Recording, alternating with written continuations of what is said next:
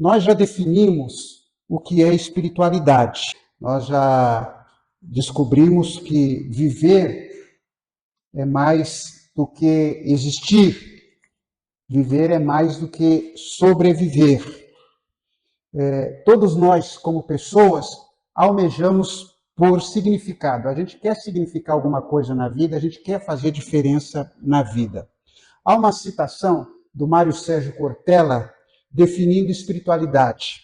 Ele diz: espiritualidade é a percepção do valor e da sacralidade da vida. Ou seja, a vida é sagrada. Então, uma pessoa com espiritualidade, ela vai dar valor à vida, a sua vida, a vida do próximo. E se eu valorizo a vida, eu não vou prejudicar ninguém. Eu vou ser solidário com as pessoas e assim por diante. A vida não é uma coisa qualquer. A vida é sagrada. E uma coisa sagrada é aquilo que comporta, que contém, que é o veículo de uma expressão do divino. Então, nós somos feitos à imagem de Deus. Então, nós somos veículos desta imagem de Deus em nós. A vida tem um imenso valor. Olha o que diz Mateus 16, 26 a 27. Que adianta alguém ganhar o mundo inteiro, mas perder a vida verdadeira? Pois não há nada que poderá pagar para ter de volta essa vida. Mas de que vale tudo isso se você perder a sua vida? Não somente morrer, que aqui está se dizendo, mas não ter aquela vida plena. É simplesmente existir. Não é? Nós já vimos aqui que espiritualidade não é a mesma coisa que religiosidade. A religiosidade é uma forma como nós expressamos a nossa espiritualidade. A religião deve ser um canal, um veículo para desenvolvermos a nossa espiritualidade. A religião deve tornar pessoas melhores.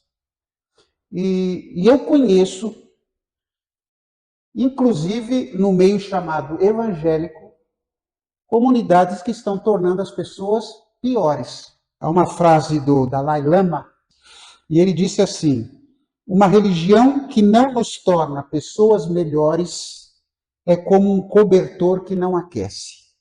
Cobertor que não aquece deixa de ser cobertor. Né? Então, a religião que não nos melhora não serve para nada. A espiritualidade faz parte da nossa natureza. O ser humano é uma criatura que desenvolve uma espiritualidade. Nós temos noção do transcendente, nós temos noção de futuro, nós pensamos em céu e coisas desse tipo. Mesmo um ateu desenvolve espiritualidade. E a gente ouve por aí, a gente conhece pessoas que não creem em Deus, mas que têm realizado grandes coisas, apesar de não acreditar em Deus. Nós já vimos a primeira tradição de espiritualidade. Qual é a mesma primeira tradição que a gente viu? Contemplativa, né? A tradição contemplativa busca uma vida de atenção amorosa a Deus. Amar a Deus, estar na presença de Deus, gostar de estar na presença de Deus, ansiar pela presença de Deus. A tradição contemplativa fala de intimidade com Deus. Eu me lembro de um curso que eu fiz com o pastor Irlande e Pereira de Azevedo. Ele perguntou assim: como é que você ora? Quando você se dirige a Deus, como é que você se dirige a Deus? E muita gente se dirige a Deus assim como o Senhor. Senhor amado. Lembra aquelas frases? Amantíssimo Deus, etc, etc. Né? Assim, falta intimidade. Eu tenho uma conhecida que ela ora dizendo assim: papaizinho, papaizinho. Ela ora com uma intimidade com Deus. A tradição contemplativa enfatiza isso. Nós já vimos aqui esses versículos que nós citamos muitas vezes. Orem sempre. E também 1 Tessalonicenses 5,17. Assim como o corso deseja as águas do ribeirão, assim também eu quero estar na tua presença, ó Deus. Eu tenho sede de ti, o Deus vivo. Quando poderei ir adorar na tua presença? Então, essa é a primeira tradição que nós já vimos, que é a tradição contemplativa. A segunda, qual foi mesmo? Começa com san, termina com tidade. Tradição de... A gente viu a tradição de santidade. Essa tradição enfatiza uma vida que funciona. Nela nós somos capacitados a viver uma vida integral. Uma vida funcional num mundo disfuncional. Esse mundo que a gente vive é muito complicado. Tá? Então, santidade significa fazer o que precisa ser feito, ser capaz de responder corretamente às exigências da vida. Uma vida santa é uma vida que funciona. Hoje nós seremos apresentados à terceira grande tradição da espiritualidade cristã, que é a tradição carismática.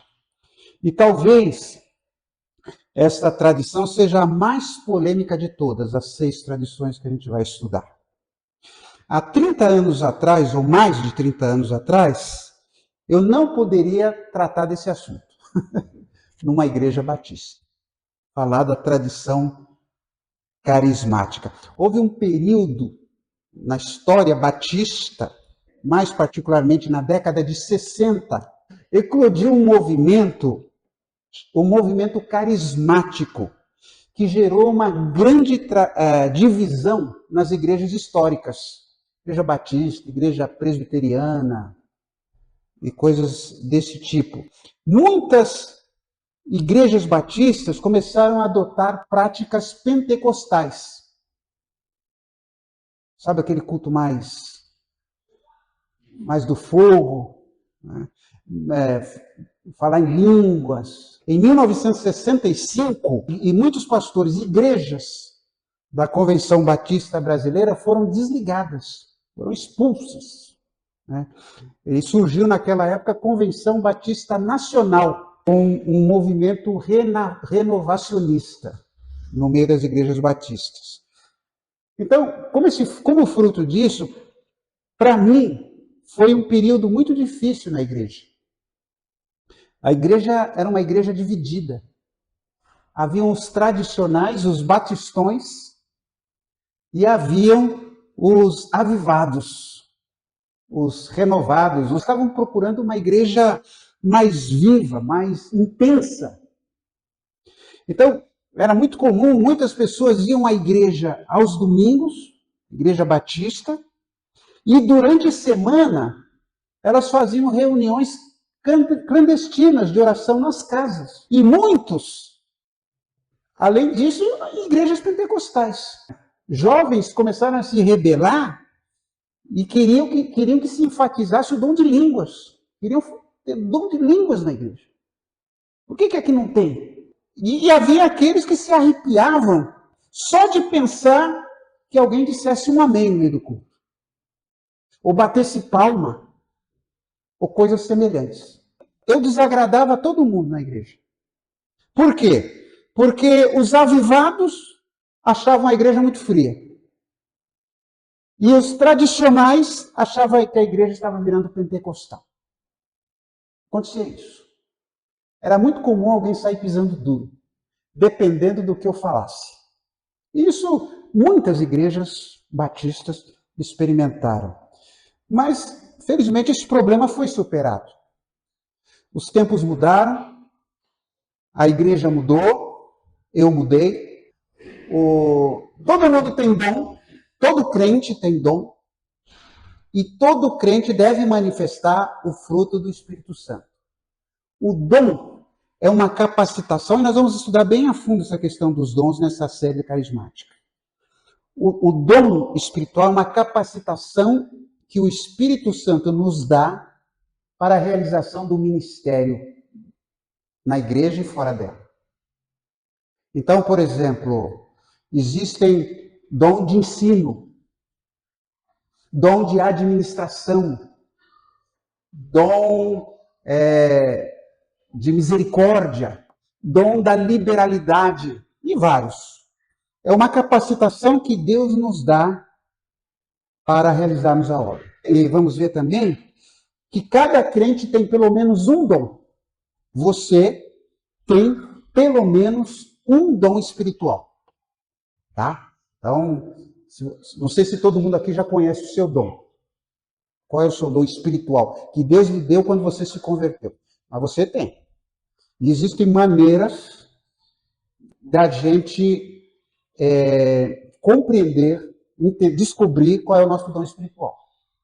Agora, o fruto do Espírito Santo é o resultado de uma vida de santidade, o resultado de uma vida consagrada a Deus. Então, santidade e tradição carismática estão muito ligadas, por causa dos dons.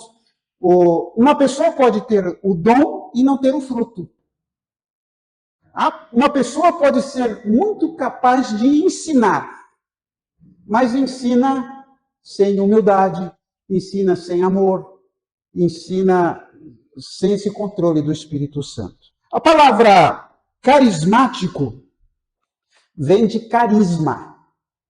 A palavra grega é caris, daí carisma, que significa graça, favor, presente. O carismático, ele usufrui do presente que Deus lhe deu, que é o seu dom, e que também é o fruto do Espírito Santo.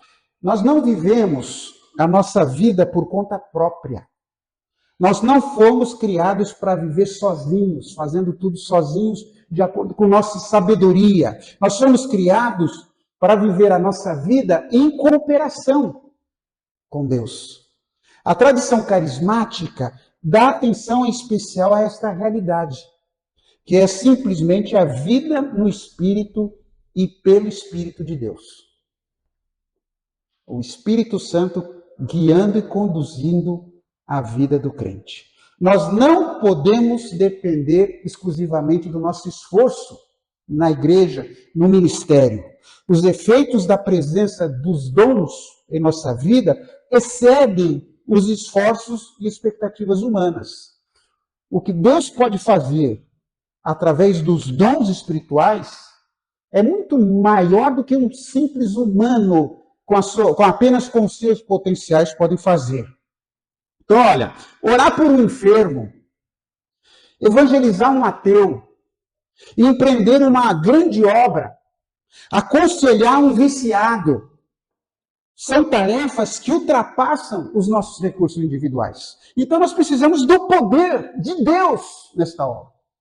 A gente está cansado de saber que quem converte não sou eu, com os meus argumentos, com a minha retórica. Quem converte é o Espírito Santo. E através do controle do Espírito Santo, pode-se fazer coisas extraordinárias. E, gente, eu sinto que a nossa igreja precisa de mais ousadia. Nós precisamos ser mais corajosos, mais arrojados, de nos envolvermos num ministério. Tem gente que tem medo até de orar. E aí nós olhamos para as páginas da Bíblia e encontramos homens e mulheres envolvidos em circunstâncias extraordinárias. Leia a Bíblia do Gênesis ao Apocalipse e você vai ver o quanto Deus tem feito através de algumas pessoas. Isso tem a ver com a tradição carismática, que nós vamos estar aqui estudando mais detalhadamente.